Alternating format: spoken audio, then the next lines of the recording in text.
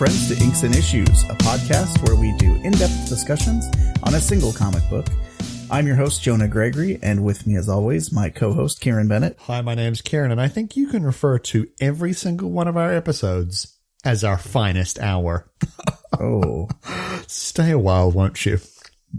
He'll be if this here is your first all week, episode, folks. I'm so sorry. Yeah. If this is your first episode, I do apologize. And returning guest this week, we have Logan Pawley. Hi, my name's Logan Pawley, and I'm in Lesbians with you.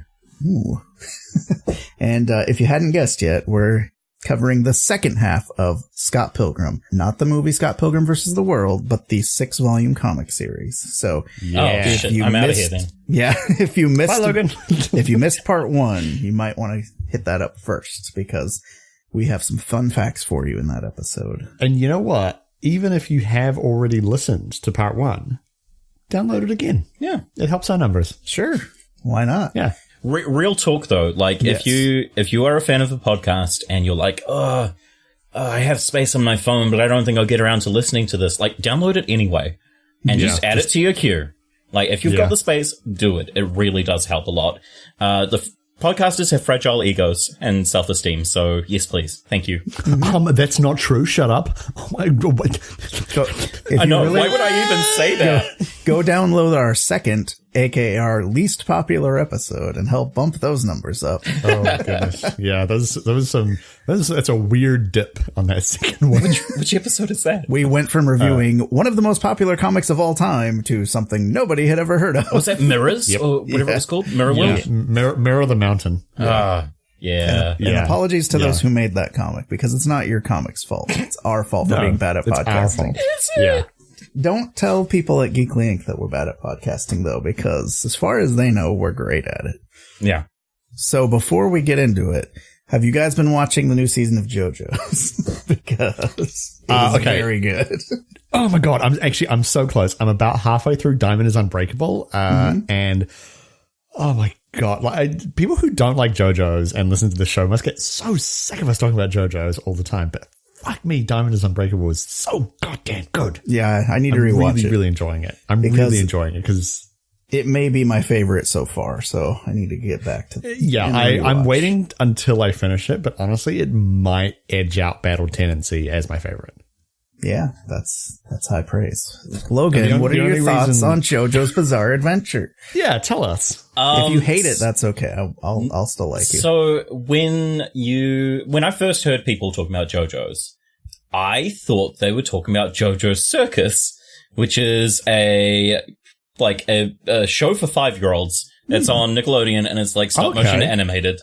I had young siblings, okay? So I have never seen an episode. I've seen, of course, the memes that you post, Jonah, and I know that it's about some fabulous space boys, and that's about it. That's a pretty good summation, I gotta be honest. I mean, Fabulous that is space appealing, boys. and that is something that I will eventually watch. Yes. But I just haven't at this Do you have Crunchyroll? Because it's on there. No. Okay. But it is available in New Zealand, right? Because we've had some problems. I've been watching it. Okay. So. Okay. All right. Well, because we've discussed before that Comixology Unlimited is not available yet in New Zealand, which sucks so bad. No, we've got Comixology very limited. Yes. It's not available anywhere other than the United States. Oh, Yeah, I didn't know that. That's weird. They call it Comixology Finite, which I think is a really weird subtitle. They tested that brand name and they were like, no, we want to deceive people when they read this. Yeah. We want them to endlessly click on a circular loop of links as they desperately try and get this so that they don't have to spend $1 bazillion on comics. Yeah, it's a shame because there's stuff that I wouldn't have bought that I've read on there that I'm like, oh, I'm actually enjoying this. Because I started reading, I mentioned this a few episodes ago, I started reading the Clone Saga for SpiderMan because the game got me super hyped for reading SpiderMan stuff. That game is so good. And in the game, you unlock fairly early on the Scarlet Spider suit, which I never really liked back in the day because I was like, oh, they changed things because I was an angsty teen. And seeing it in the context of that game, it's actually one of the coolest suits, I think, in that, like, just the design in the game, like in the context of the game, it looks amazing because it has all these cool textures to it and stuff. And I don't know, it just, I found it very appealing in a way I never had before. So fun fact, while I have read some random Spider-Man stuff, I have no context for any of those costumes. Oh, so yeah, that's fair. I'm like, okay, well, this Spider-Man... You've seen Homecoming, I assume, right? I've seen Homecoming. I watched that the other night, actually. It's very good as well. Yeah, it's a good movie. But I was like, this Spider-Man has got a flaming skull for a head. How about that? Yeah, that I've not seen in the comics, but now I want to. I want to read whatever the hell it's just a Ghost Rider costume. That's what, that was my assumption. It's Ghost Spider, but I want to know why he's crossed over with Ghost Rider. Because it's a comic book? Well, yeah, but I gotta know how. I'm only into it if it's Nicolas Cage, to be honest with you. If you have the, like, unlimited on Comixology, if it's a thing that your country allows for, and the president of comics allows your country to have it, the entire Clone Saga is on unlimited, and it's in this really convenient, like, you just hit, like, this one borrow button, and it's the entire run in the read order. Damn. Which is really awesome. So I've been reading through that, and it's huge. It's like 400 and something pages, but I think about a third of the way through at this point. And I know that whole Clone Saga thing got a lot of crap back in the day, but in this format where I don't have to be following like 10 different books to get all the pieces of it, it's like, oh, okay, I can totally see what they were going for, and I'm actually enjoying it. But I could see how if you were collecting individual issues back then, you would be just hating Marvel for doing that to you.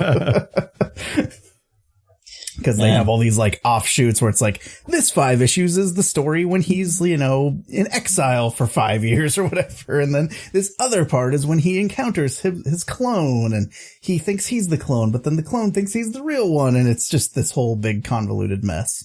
So, but yeah, in the easy to digest format of like, here's all the books in the read order for free because you already subscribe, then it's much better.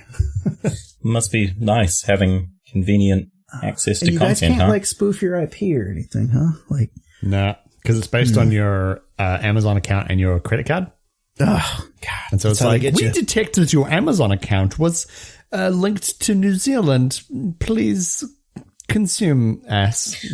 Like it was legit. Like it was so hard to link my Twitch account to my Amazon Prime account, which I bought only to get the fucking Twitch account. Even though both were legitimate, like it was hard enough doing that alone. Like trying to then add VPN stuff into that equation, just no, thank you. Yeah, we couldn't even get with like all the correct codes and everything. It won't let us let Kieran stream from the official like Inks and Issues Twitch account because it just assumes that it's someone trying to like pirate it or whatever, like hack the account. It's just like, nope, you're in a different region. So even though you have the access code and the login and everything, we're just not going to let you do this. Yet it worked for me that time I streamed editing. I think I don't know. I think it was because it was from his PlayStation and not from a computer. Yeah, I was trying to do it on my PlayStation. Okay. Yeah, so I think it's something to do with the PS4 being in a certain region versus where the account was originated. I don't know. It's a whole thing. So Twitch, get your shit together. That's what I'm trying to say. But that has nothing to do with Scott Pilgrim, or does it? It's video games. It's all connected. It's video games all the way down. So, we left off at Volume 4, Scott Pilgrim Gets It Together. So this volume... Spoiler alert, he doesn't. Yeah, it's Arrested Development guy voice. He did. Yeah. Oh, actually, that was one of my favorite goofs in Volume 3, and it's like, you're incorrigible. I don't know the meaning of the word. He really doesn't. Yes. Yeah. That was very good, yes. Yeah. So this one starts with Steven asking Kim's new roommate, Joseph, to help Sex Bob-omb record an album, which kind of leads to them never practicing again because they're so busy recording, trying to record. Meanwhile, on Ramona's recommendation, Scott actually gets himself a job at a restaurant. It's the one where Steven works. So he basically is just like, hey, can my friend have a job, to his boss? And she's like, I guess. So he's, of course, terrible at it.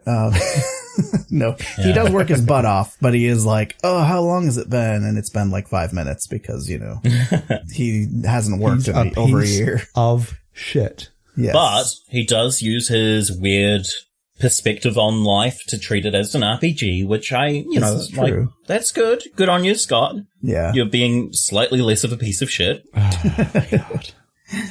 Over the next few days, Scott is attacked by a samurai who escapes via a subspace portal, and also a female half ninja, which I thought was a weird thing to keep bringing up, but whatever.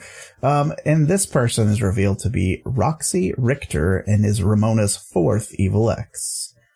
So yeah, that's where the whole, they switch. So I'm wondering if Brian Lee O'Malley, knew one of them was going to be a girl because he kept saying ex-boyfriends until this volume, and then she's like, no, I said evil exes. I'm like, did you though? Did you? We have the tapes, Ramona. And that's fine. I just, little retconning there. Didn't the friend who has the car, and they said that Scott has met him 4 times before. Mm-hmm. Did he meet him that time? Before this comic? What are we looking at? I think this is the first time they bring this up. What was that? There was the panel from Volume 1 where Ramona specifically says evil ex-boyfriends. Oh, okay, thank you. Yeah, okay. There was some pixels, my friend. Oh, it was very clear on my screen, and I was like, why aren't they reading it? I'm so offended. But yeah, I'm pretty sure this is the first time we see Jason Kim, even though they say that, that he's met him before. I do kind of I find it kind of funny though that we've never met Jason Kim as readers, but it's Scott's met him, so obviously he hasn't shown up because Scott just doesn't remember. Well, that is another thing that's this is Scott's stupid fucking perspective. Yeah. That is true. That goes, looking back on it from that lens actually helps. Yeah. Kind of make sense of different elements that don't really work on first read. Yeah. And then you're like, oh, okay, so everything is from an unreliable narrator who is Scott Pilgrim. So the least reliable it's gonna be narrator. Skewed. Yeah. I did also find it really weird that, in the first volume, someone was like, oh, Scott, you're really terrible, but you do also have a 9-inch dick. And he was like, yeah, I know. Also, I'm a billionaire. And I was like, that seems a bit odd, but, and I just kind of let it slide. But through that lens, it makes a lot more sense. You must be reading the preferred editor or the preferred writers edition, because I don't remember. No, it was the colored one. Was that some slash fiction? Oh man. So yeah, this volume is a lot about Scott basically getting kicked out of one place after another.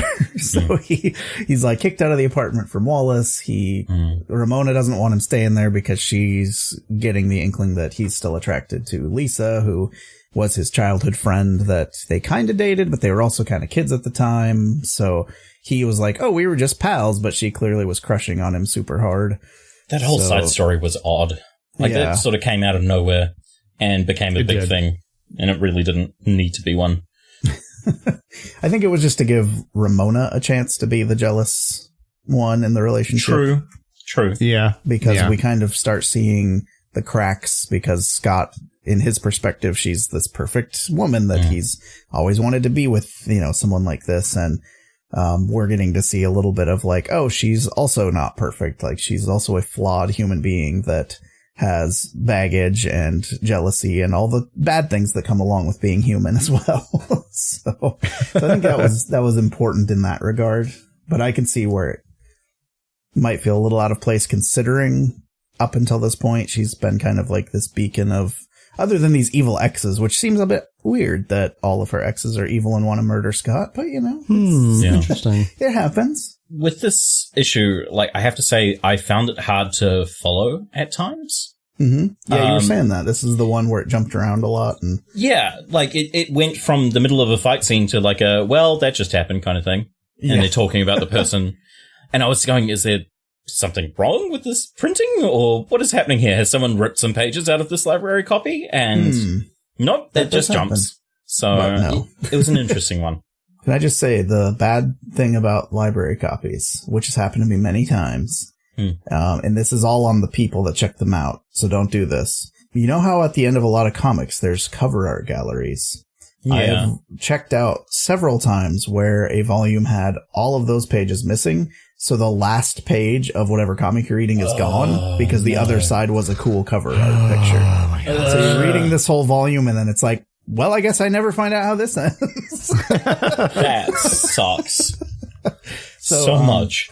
I know it's probably rowdy teens or younger. Please don't do that. Those rowdy teens going under bridges and like sniffing glue and ripping pages out of drugs, ripping pages out of comics, and they're just like, "Look at this cover art." Well, that never happens. No, it never happens. It happened to me. But anyway, so back to the volume. Scott, because he has nowhere to go, he ends up staying the night at Lisa's house, and so that just makes things look even worse for him and everyone else. Because, of course, everyone assumes that something happened. Romantic misunderstandings. Aren't they really fucking interesting? So he wakes up from a dream that was infiltrated by Roxy, who was trying to kill him. And he can't remember what happened the night before, but learns from Lisa that nothing happened between them. And he tells her that he loves Ramona. The samurai that has been following Scott around is revealed to be Knives' father, who did not like that Knives was dating a white boy. And I mean, I've seen white boys. Do you blame him? There's a lot of them that are bad out there. They're pretty seen with America. I wouldn't date a white boy. Show me a good one. Am I right? Logan, cut that. And when he tries to attack Scott again, Scott has now kind of gotten wise to where some of these subspace portals are, so he ends up being able to escape through one of those. And in an interesting twist, he ends up in Ramona's mind. And we see that she, in her own mind, is a slave to a mysterious, shadowy figure. Who could it be? Ramona gets really mad about this, kicks Scott out of her head, and is like, forget everything you saw, but he's also like, well, you're always in my head. I mean, turnabout's fair play, right? I don't know. But yeah, he wants to confess his true feelings, but as he's trying to do this, he finds out that Roxy has spent the night at Ramona's house, and his head begins to glow. So again, the tables are starting to turn a little bit here. And here we see the first appearance of Nega Scott, which will be a character that comes into play a bit later, who is basically just, did y'all ever play Zelda 2? Because it's basically inspired by Dark Link from that. Fun fact, Jonah, I might have already said this in the show, but I have never played a Zelda game in my entire life. Jonah just left. I guess it's a New Zealand podcast now, so, Sheep, am I right? I thought this issue was pretty sweet as and choice. I knew that. You got me. Sorry, Jonah. Played Zelda 1. Zelda 1 is one of my favorite games. Anyway, Zelda, huh? That's a thing that's referenced in these. Yeah. Have you seen the video where it's like, they let me compose the theme for Ready Player One? Yes, it is one of my favorites. So fucking good. I like the book, I like the movie, but I can still recognize how fucking stupid it is at times. So that video killed me. There's also an amazing riff tracks of the movie Ready Player One. Hell yeah. So, I recommend watching it. So since we're already on a tangent, I might as well just say. So I watched Ready Player One without the riff tracks because it wasn't out yet. And I got so drunk that I don't remember the last 20 minutes or so of it. Yeah. But that's when all the pop cultures are in it. Yeah, that's when there's the big battle at the end. And then I woke up and it was kind of the end credits. And I have some very drunken me videos somewhere on my secret Twitter about that. Then I watched it with the riff tracks, and it's very good. And I have to say, on the second watch, the thing I missed the first time around was the one thing that I was super that is really cool. And sorry, no credit to them because they're just recreating something that was already badass, but it was the Gundam doing its thing in super high res, 3D rendered. Hell yeah. Because Japan CG, how it's not good. Japanimation? It's Japanimation. No, not Japanimation, but how CG things in anime is bad and it's always terrible and they should never do it? They're not very good. Yeah, they're seeing not like good. an actual like company that does CG for big blockbuster movies make a Gundam was probably the one thing I really liked in that entire movie. Fucking choice. Yeah. And then it attacked Mechagodzilla, so even better. I have to say, the Ready Player One movie is the first time I have thought that a movie is better than the book. Interesting. Like they fixed a lot of bullshit. Like I it's a guilty pleasure, I'll admit that, but like the movie, I walked out of it going, yeah, that's better than the book. Okay. And I read the book in one fucking sitting. We've been recording for 29 minutes. Yes. We've been recording for 29 minutes. We have to get back on track. Sorry. It's all bonus content, right? I can stitch that together. Gotta cut it out. Just say thank you, patrons, at the end, and then I'll just fucking No, stitch we're not together. doing that anymore. We're not doing No, we that. can't do that. All right. No, I mean a separate entity. No.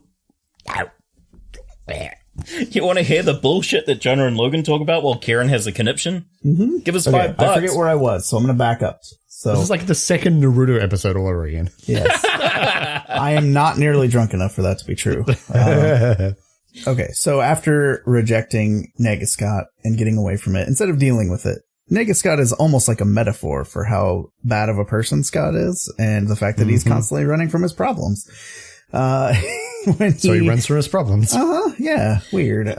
There was another weird disconnect for me. It's like Scott appears, then he runs at him, and then it's like next page. Oh, suddenly he's dealing with Knives' dad again. Yes, and Ramona's being attacked by Knives' dad, Mr. Chow. Yeah, Mr. Chow. Scott lures him away and gets him to fight against Roxy because Scott himself is against fighting girls. When Scott realizes that he has been cowardly, he confesses his love for Ramona, earning the power of Love Sword, which he uses to defeat Roxy, who warns him about the twins, his next challengers, before she explodes into a bunch of coins. I mean, that's what they all do. A bunch of bunnies and little piglets you're and right. birds. She was not coins. She was bunnies for some reason. That was quite the twist. And we just get okay as a reaction. Yeah, that was odd. And Mr. Chow basically is like, oh, you've earned my respect, Scott, and then just leaves. And then Scott, the big thing in this one is that him and Ramona move in together, and now he isn't homeless because he essentially would have been. Yeah, it's odd because the whole thing with not having anywhere to go, Wallace is like, hey, our lease is up and this place sucks and I want to move on, and should we stay? And he's kind of like giving Scott an out, but you find out he already was like finding another apartment and Scott was just going to be out on the street. So he's like, I'm really glad this worked out because you weren't going to be moving in with me again. Yeah. And I'm like, Wallace, you are not wrong. Once again, Wallace, you are the best character. Yes. The most level-headed out of all of these weirdos that Scott hangs out with. So, what do you guys think of volume 4? I would say compared to the previous volumes, and especially considering where I started in feeling about Scott and his kind of deal, I feel like this volume has a lot of stuff for Scott to do other than just be a shithead. So I enjoyed it a lot more than some of the other ones. There's some other stuff that I'll kind of talk about when we get into like final thoughts, but I enjoyed Scott using the subspace thing and the stuff about Ramona, and when they kind of confess their love for each other and finally kind of move in together, it didn't feel unearned. Like it was like, yeah, this is the natural progression for where these characters are going. So I enjoyed that. And the final kind of battle against Roxy, where they have that kind of like really dramatic, like kind of samurai showdown, was really well drawn. It was very, very cool. He just slices her in half. He just slices her. Yeah. Again, Scott murders a girl, but that's whatever. With a sword. With a sword. Yes. Yeah, that was straight out of one of your Japanese cartoons. Animations. Those guys. Where she's like sliced in half, and then the frame of her, like you see the line, and then it like the same panel, but like the two halves shifted. which is in like context, it works fine. But like, if you actually think about it, it's really gross. Yeah. Yeah. Anyway, yeah, no, I thought this volume was very good. I really enjoyed it. So yeah, I by this point, I'm into the series. Mm-hmm. Okay. Well, yeah, like I said, I found this one really disjointed, and I was getting really confused while I was reading through it, just because of some of the smash cuts, I guess, for want of a better term. Yeah, I will. Sorry, I want to add this as well. I will 100% agree with that. At this point in the story, there is a lot happening. Yeah. And there's like the main thread of the exes now, I guess, not ex-boyfriends, the exes. And there is also a lot, like, there's a couple other subplots happening because like Knives is still around, and then like Lisa shows up, and all the other characters are still there as well. And there are, this isn't really necessarily a criticism, more of a comment on, I guess, Brian Lee O'Malley's style. There are a lot of scenes where it's just characters standing around kind of chatting about stuff, which is great because the characters are nice to hang out with. Yeah. But it does mean that like there are parts of this that are a little disjointed. I will agree with that. So what I think is interesting is like it starts with practically a beach episode. Mm-hmm. Like there's 5 or so pages, or even more than that. But like there's a section there which is colored and is a beach sequence, and then it goes into black and white and continues on for another few pages. And it's almost just introducing the idea that this is a slice of life episode, in the life of Scott Pilgrim and his friends. I mean, it's the halfway point, so it's the perfect time for a beach episode. Does make sense. We really only see Roxy, and she's only in it for a little bit. The rest of it is, some closure with Knives and her dad, and seeing her maturing and moving on a little bit, and seeing the fractures in Scott and Ramona's relationship, but more from Ramona's angle rather than Scott screwing it up because he's a dick. So it's interesting seeing it from all these different perspectives, and like the gelling of that doesn't quite work, but it works enough to keep the story flowing along. Yeah. So one of the things I found really interesting rereading this, and especially now that we've been talking about it, something I didn't really think of at the time, is the way that you were saying it's so disjointed kind of fits what's happening in a way, because Scott is now like adrift and doesn't know what he's doing with his life, and is like, oh crap, I actually need to find a job and I need to find a place to live, and my relationship is like kind of in jeopardy right when my friend is like, just move in with your girlfriend because that's what you should be doing at this point in your relationship and all this stuff. And it's like days are just passing super fast in the story. And that actually kind of tracks with like, you ever been between jobs and you don't really know what the hell you're doing? Yeah. And you're going up to all your friends who have jobs and being like, hey, are you guys hiring? I mean, it's okay if you're not, but it'd be cool if you were. I mean, and then you slice a girl in half with a sword. Well, yeah, we've all been there. I've never done that part, but I have definitely. Who's among us has not sliced a girl in half with a sword and a samurai? Logan, cut that. I've definitely asked around my friends when I was looking for work, and I kind of, how the mortgage industry in the US was really, really hot, and then it kind of like shit the bed because of banks and stuff. So a friend of mine worked today. No, I've never heard that before. Yeah, it's a weird thing that happened a few years back. So a friend Capitalism's good, right? Yeah, it's so good. She was working at a temp agency, and I just kind of fell into working at a mortgage company and like ended up working in mortgages for like almost 6 years. Oh, and shit. that was like leading up to the collapse. So yeah, that is like a thing I could kind of relate to, where you're just like, you don't really know what to do because you're like, my skill set doesn't quite fit anything I want to be doing. So you're just asking all your friends like, hey, do you have any work so I don't have to move back in with my parents because I'm like 22 and that would be really embarrassing. And if you've had to do that or you still live at home, that is totally cool. But I had a weird... Oh, thank goodness. I'm glad you said that. I had a weird thing about it. I moved out when I was 19 and had a weird thing about... I have older brothers and they like would hit rough patches and move back home. And for some reason, and this is just me looking back and going, oh, I was kind of a dick. Because everyone is when you're like 19, right? And being like, I can't believe they would do that. I'm never going to do that. So it was just me being a stubborn ass, basically. I should have just moved back home for a while in hindsight. But I was being being stubborn and being a 20-year-old who thought he knew everything, and that's how it goes. I mean, you sometimes. did. I mean, obviously, I have it all figured out, guys. Wink. Wink, cry.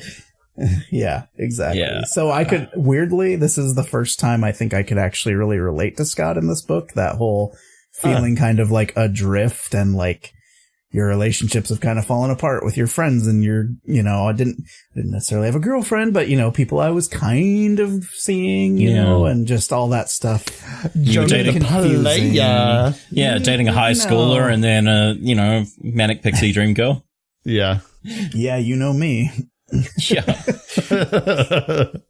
Anyway, so this volume actually really cinched like the turning point of me going from not sure if I was going to continue, like the first time, I would have been like, to this being like, okay, I get these characters better. Like, I feel like I kind of get where they're coming from now, where they're all a bunch of, early 20s. They don't really know what they want to do. They're in bands. I was in bands, I sang lead. I played guitar. I've played bass. Hell yeah. I didn't know that. I've been around. So yeah, it's a thing. So, this is the first time I felt like I actually kind of related to the characters in the book, other than like, I get video game references, don't you guys? I've played a video game before. Yes. Yeah, well, like I mentioned last episode, like when I first read this, I was like, "Oh man, that's Scott Pilgrim. He's so cool." And like, I'm an adult, newly young adult slacker. I get that. And like now looking back at it and just going, "You fucking idiot." God damn it. Yeah. Yep. That's my thoughts on 4. Kieran, do you want to take volume 5? The Ganga Turns a party where Ramona spots her next 2 evil ex-boyfriends, the twins Kyle and Ken Katayanagi. Scott and Ramona's relationship continues to deteriorate, with Ramona starting to appear bored and Scott stumbling onto signs that she may still be interested in Gideon. Later, Sex Bob-omb prepares for a show despite having had no rehearsals due to Steven's persistent but fruitless recording with Joseph. While Scott fights a robot created by the twins, Knives tells Ramona that Scott cheated on them at the same time. Scott arranges to bump into Kim and Ramona over coffee, during which Kim brings attention to Ramona's head glowing. Ramona herself was unaware of this. Ramona confronts Scott about cheating on Knives with her and tells him he's just another evil ex-boyfriend waiting to happen.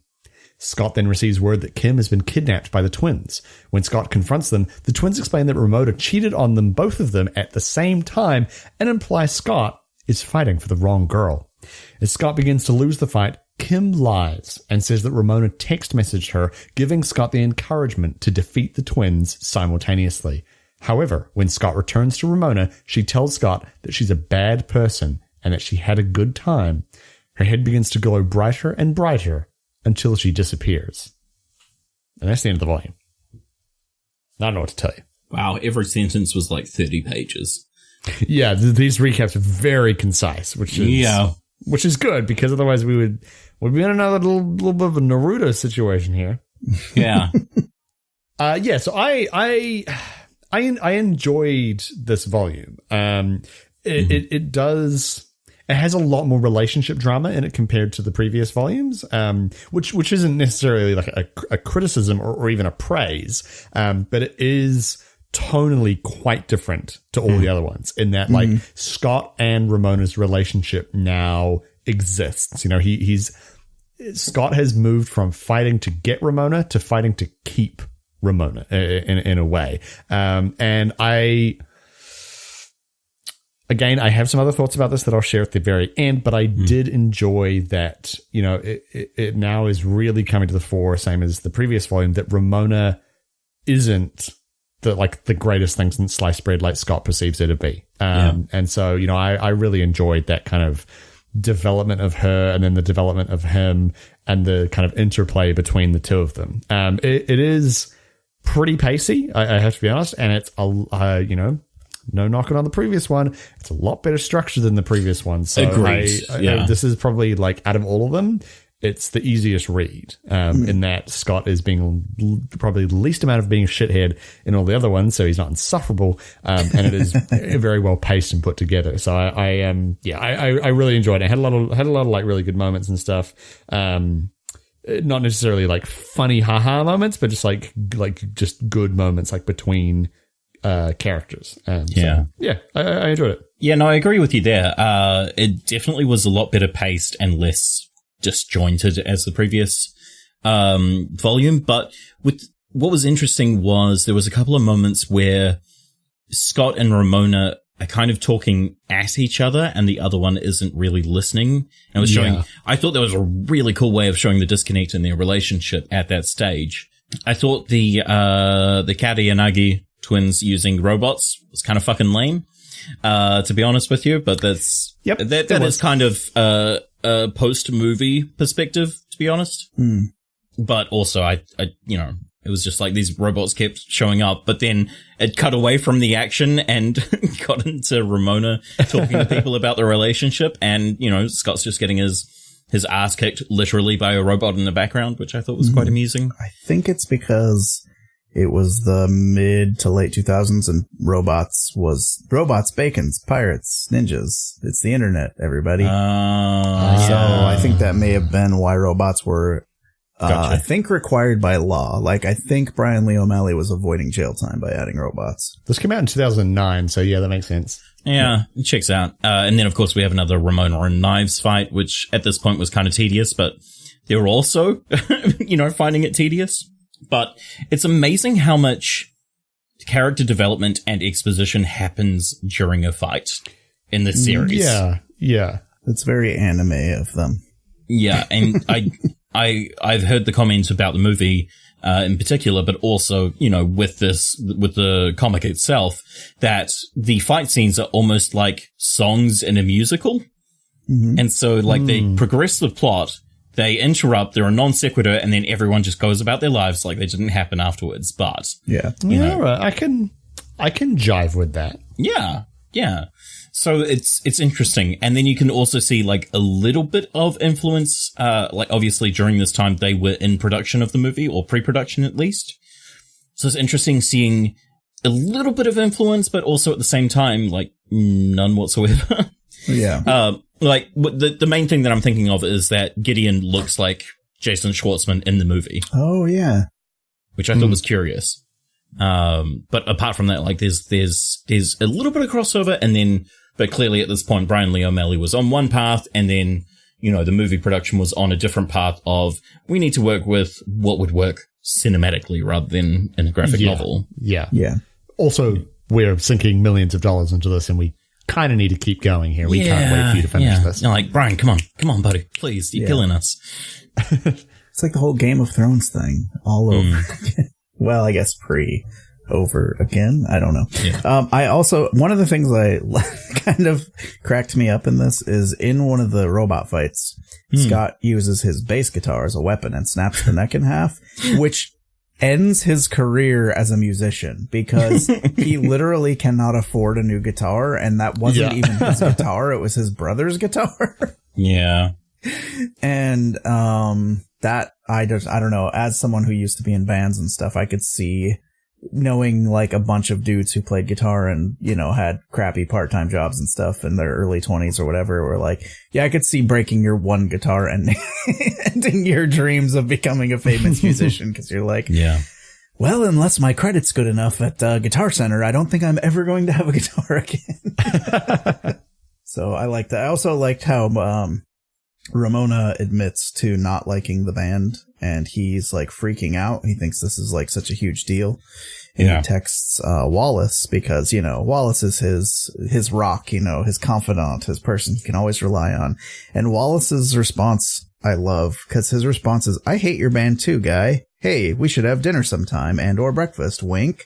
Like when and it's like, yeah, Wallace knows your band sucks, dude. It's like, he just supports it because it's you. It's like, have you not figured out that he's just a good friend at this point? Wallace is oh my God. Honestly, I wish Wallace was my friend. Like, he's fantastic. Yeah. And plus, platonic guy cuddles at any time. Share a futon kind of friend, Exactly. I did love Scott being like, I have to go rescue Kim, but I'll be back. Don't break up with me while I'm out, okay? Like, the insecurities are flying in this issue. Mm-hmm. Also, this one is the one where they just kind of go aimlessly from party to party to the point where they're like, they don't even know whose party they're at. They're just like at someone's birthday party. Like, why are we even doing this? I guess it's just the thing you do in your early 20s is go to everyone's parties. Like that wasn't my 20s experience, but it wasn't mine either. Yeah, neither. So, I mean, we went to so many parties. When we were 20s. I mean, we played a lot of Dreamcast. Mario parties. Mario. That's a game, right? Yeah. Coins? Yeah. Classic. One up. Cool. Oh, man. Video game reference. See, what I hate is that now I am razzing on both Scott Pilgrim and Ready Player One. Jonah, did you just say I need to get new friends? No, I said video game reference. Oh, wow. A little bit of difference there, you know? Yeah. Slight difference. Oh, I don't want to get into my real friends in that era. It's bad. Some of them are my friends now, but maybe post-show. So one of the things, too, that I don't think was mentioned in the summary was there's a letter from Gideon that he finds in like Ramona's apartment, and he steals it because Scott's still kind of a garbage person. But when he opens it is a note that says, Gideon, don't wait up for me because I'm not coming back. It's over. Signed, Ramona. But it's like she was gonna send him this breakup letter but never did. So it's kind of a weird situation with that whole thing, which I know is all set up for the next volume. But I just thought that was interesting that it's like there are all these evil exes, but it's like, well, does Gideon even know they've officially broke up other than that she ghosted him? But, not good closure on his end. So very similar to how it sounds like Scott has dealt with his exes in the past.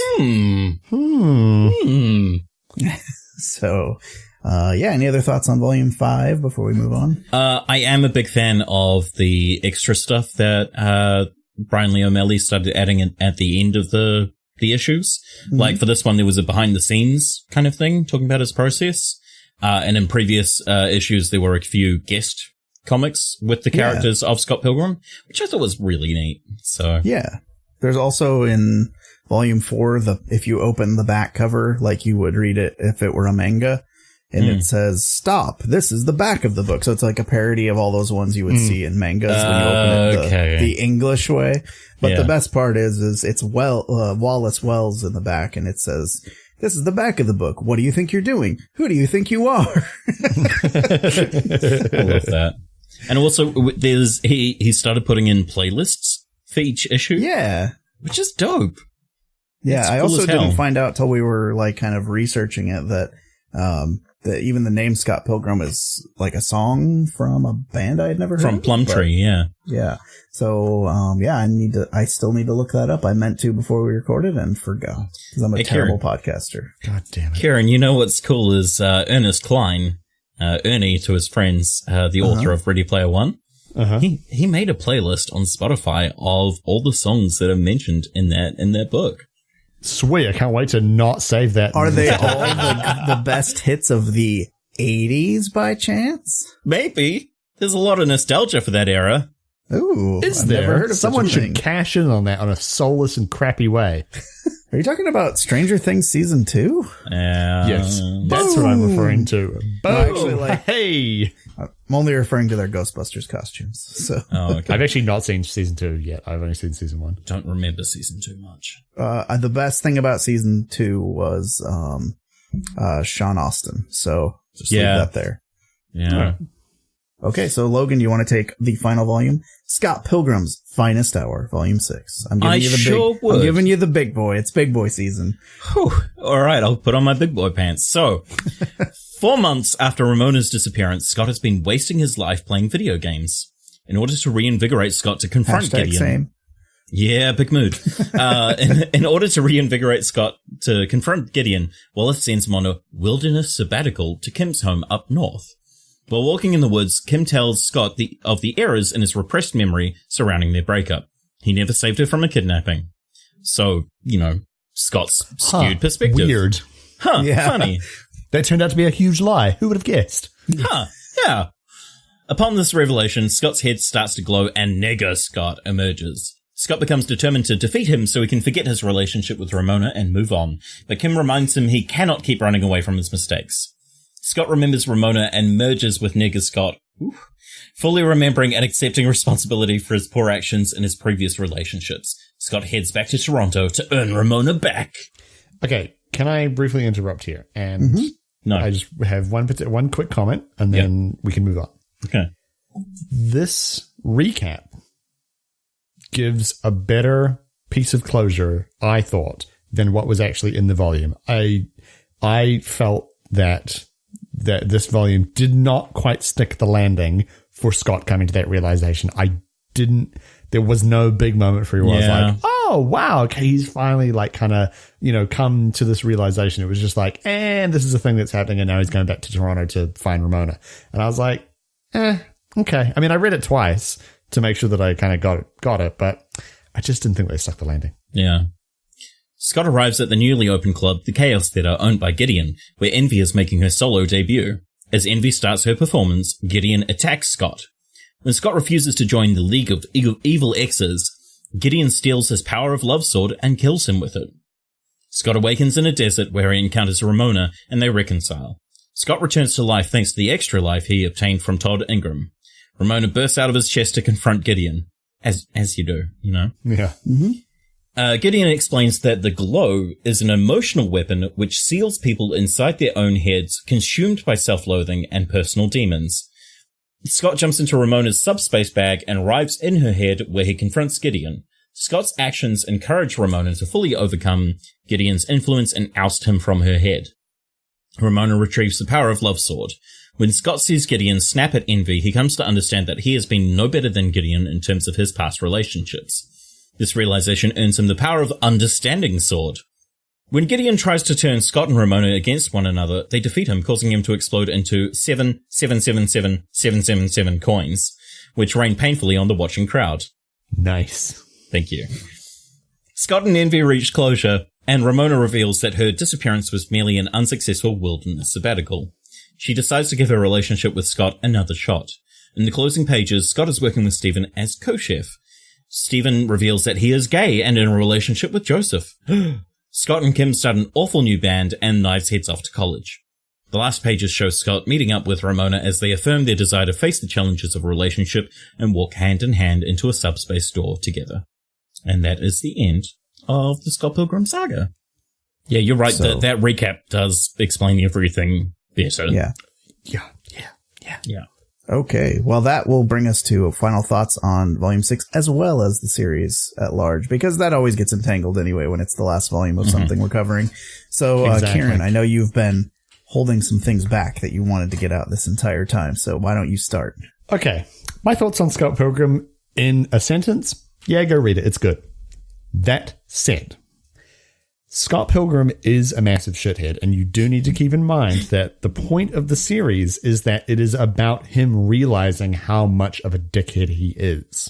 And I think that Brian Lee O'Malley does a very good job of constructing a really cool cast of characters and a great little slice of life thing that has its own kind of flavor to it and its own sort of sense of humor. And all the supporting characters are really good. And as much as I dislike Scott at the very start of the story, I do think he does a good job of kind of turning him into a character that I can support, and his interplay with the other characters and the other characters interplay with each other, and a lot of the really kind of interesting and I don't want to say original, but a lot of the ideas that he has, the subspace and the vegan psychic and that sort of thing, very it's very Scott Pilgrim. It's very that's that from that kind of style of book. And I've enjoyed that.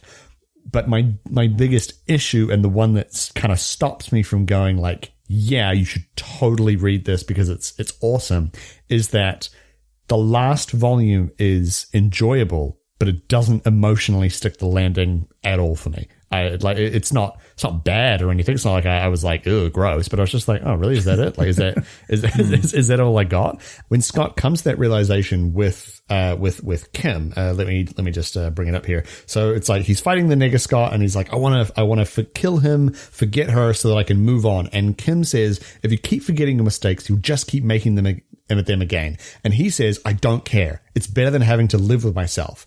And so then Kim yells, "Everything you've done wrong is just going to keep following you around, Scott." And then like the next line is, "You've got to hold on, otherwise I don't know." And then he remembers Ramona. And then he says, "I remember everything." And then he leaves. And that's it. There's no closure to that revelation that he has. And the same thing happens at the end when he kind of has the realization about Gideon being mean to Envy and how that kind of relates to him. And all he says is, "Oh, I think I understand you, and that means I have to kill you." And I mean, don't get me wrong, it's a great line and everything. Yeah.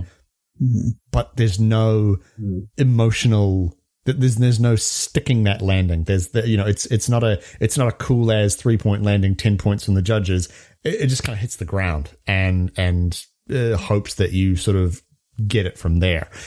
So that's like the big sticking point in my craw that really stops me from recommending like the whole series as like a must read, as opposed to what I'm actually going to say, which is, hey, you know what? If you got it, read it. And if it kind of sounds like it appeals to you, then maybe give it a whirl. But like, if you're sort of tossing up, I wouldn't really rush out, to be honest.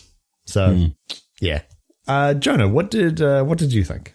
I didn't want to interrupt you, but when you were talking about the first few volumes and how terrible Scott is, you do get the impression that the other characters do acknowledge, even though they like put up with him and they're still his friends, because I guess they're just better people than him, so they're willing to forgive. Yeah. Because multiple times different characters say, "If your life had a face, I would punch it." Yeah.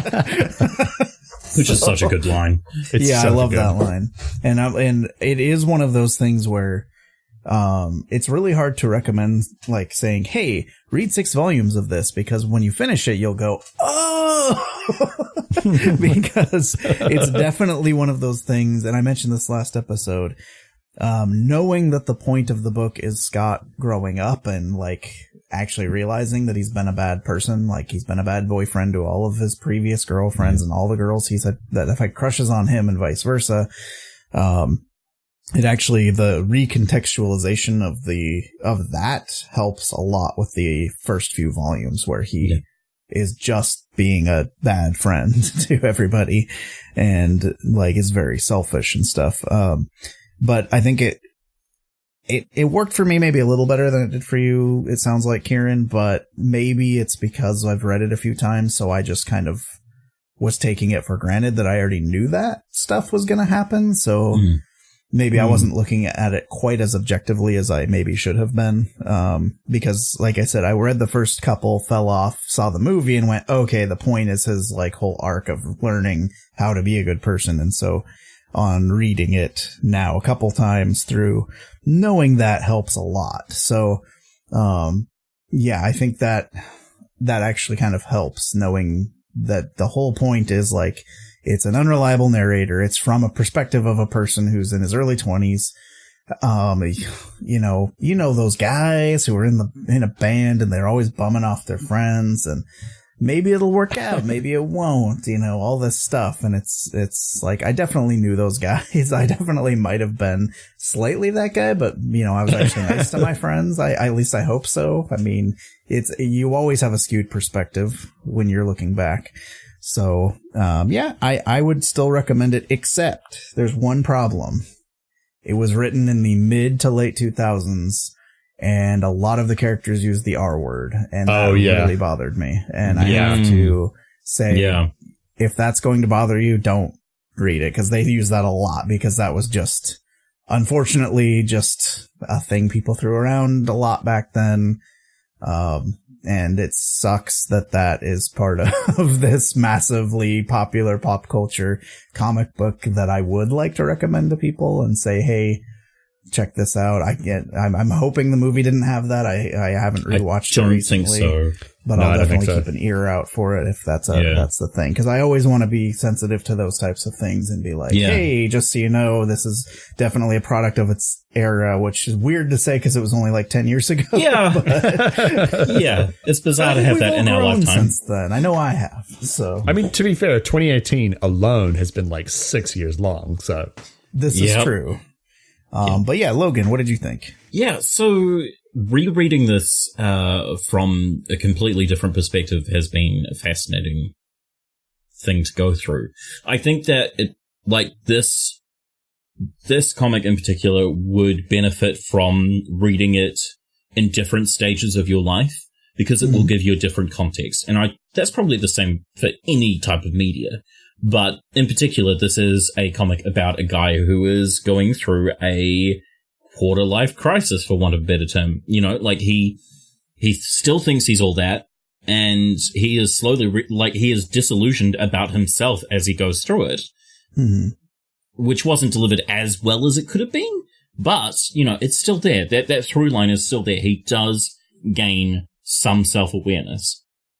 I do think that there are a lot of ideas that are convoluted and, like you said, Karen, don't quite stick the landing or aren't quite explained as well as they should have been. I feel like the recap that we read definitely explained things better than the book did itself because, yeah, like I said during Volume 4, I was confused going from section to section, and it does zip around a bit, I guess, in the way that no, that's giving it too much credit, like in the way that you would look back on things, but, you know, that is definitely giving it too much credit. I think what he was trying to capture was that malaise of becoming an adult and finding responsibility and admitting to yourself that you are not as great as you think you are, and maybe you aren't the hero and that kind of thing, which is something that we all go through, hopefully. And I think that's fascinating to have captured, and I think he did pretty well in getting that. He didn't quite nail it, but did pretty well. And it's so weird going from having read it back in the day to like, oh yeah, it's like a, you know, geeky, you know, it's comic book ass comic book with some gaming shit in it. So then being a big fan of the movie and going, yeah, it's real, you know, like a real cool visual spectacle, to then rereading it as an adult, having gone through a shit ton of life experiences and going, oh, you know, so it's, I think there's a lot of merit to it in that respect. So yeah, I would recommend it. I wouldn't recommend paying a New Zealand price for it, which is like $120 for the whole set. Oh boy. Or like $40 per issue for the colored edition. Definitely not, unless you are completely invested in it. But I think it is. I think if you just have like a lot of money to burn, you know. Well, yeah. If you're just like, yeah, fucking, I want to buy some comics, $100, here you go. But like, I do think it has merit. I think it is a good story, and I think people could learn a lot from it, but with the caveats that we have mentioned. That's fair. When you were talking about being the, you know, main character of your story, it's kind of weird because like, it's like he kind of has it both ways because he is literally the main character of his own story. But part of the point is like, you're not the main character of life, I guess. Yeah. He's the main character of his story. Right. But he also thinks he's the main character hero of everyone around him. Yes. You know, in their stories as well.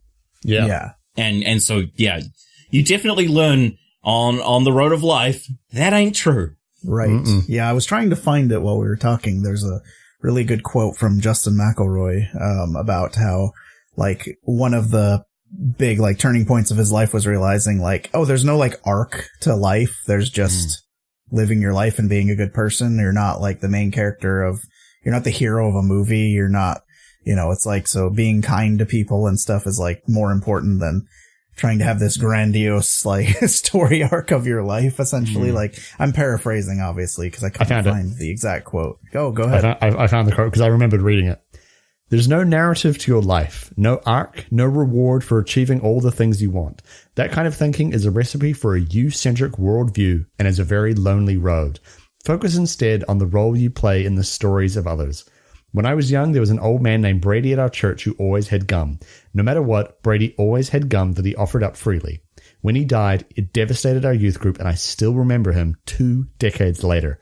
Brady might have only played a bit role in all of our life stories, but by playing it with generosity and kindness, he achieved a sort of immortality. Putting others first with a cheerful heart isn't easy, but because of that, even the smallest acts can leave an incalculable impact. Yeah. That's, damn, Justin. Yeah, damn, Justin. Very, Putting very out deep profound. cuts. So yeah, that's what I thought of when you said that, was like, Yeah. Scott definitely, like, the point I think is him making that kind of same realization. And you kind of, I feel you do kind of get some of that, because Scott will go, wait a minute, you're seeing this other person, or wait a minute, you realized you were gay, or whatever. Like, he finds like all these, his friends have been out there living life. Yeah. He's just been drifting. And I think that was a interesting way of showing that, since we're seeing, I mean, what, like 98% of the story is from Scott's perspective. And maybe there's a few little bits here and there that aren't, but yeah, I think it pulled that part off pretty successfully. So, yeah. But I think, unless you guys have anything else, that'll bring us to a close. Yeah. Okay. I think that's it. Excellent. So, Logan, where can people find you on the internet? You can find me on Twitter at Explogan42. I also run a positivity podcast called Oasis of Optimism, that you can find at Oasis of Optimism on Twitter, which, surprise, surprise. But we are starting up again. We've been on hiatus for a bit, but but yeah, I'm hoping to get, both of you back on there, or, you back on there, John and Kieran, for the first time, please. Yeah. Because yeah, it's always good to have, good friends guesting and talking about the things that make them happy. So, yeah. So Kieran, how about you? Where can we find you on the internet? You can find me on DeviantArt under Big Butt Bunny Ladies. You can find me on Twitter where I'm at Mr. K_Bennett, where I will not be retweeting any furry art. You can also check out my Dungeons and Dragons podcast, which is For Grits and Giggles, and that is at For CNG Podcast. It's really good. I'm a big fan. Thanks. You're welcome. Jonah, where can people find you on the net? Well, unfortunately, I do not have any fetish art for you, but I do often retweet Garfield memes on Twitter at twitter.com/spambot. So at spambot. I'm on there. I've been streaming on Twitch, twitch.tv/inksandissues.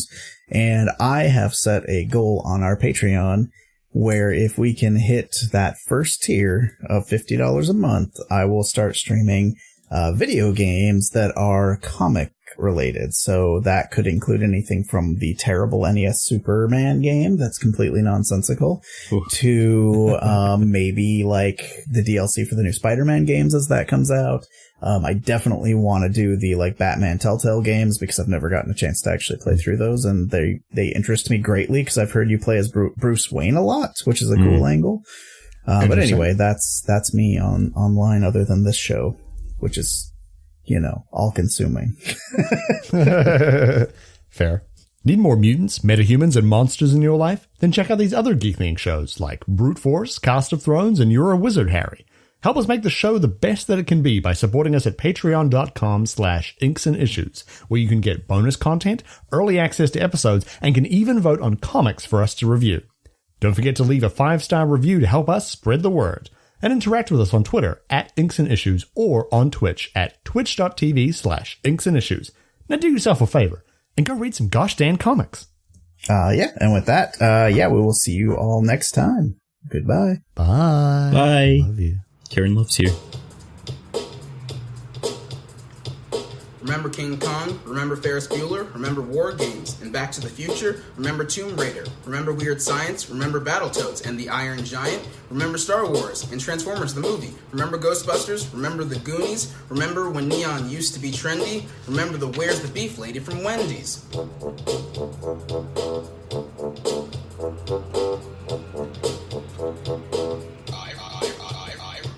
Remember Akira? That's from Japan. Remember Galaga and Mrs. Pac-Man? Remember Contra? Remember Street Fighter? Remember the A-Team? Remember Knight Rider? Remember The Simpsons seasons 1 through 9? Remember logging onto America Online? Remember Highlander and Highlander 2? Remember Star Trek? We certainly do.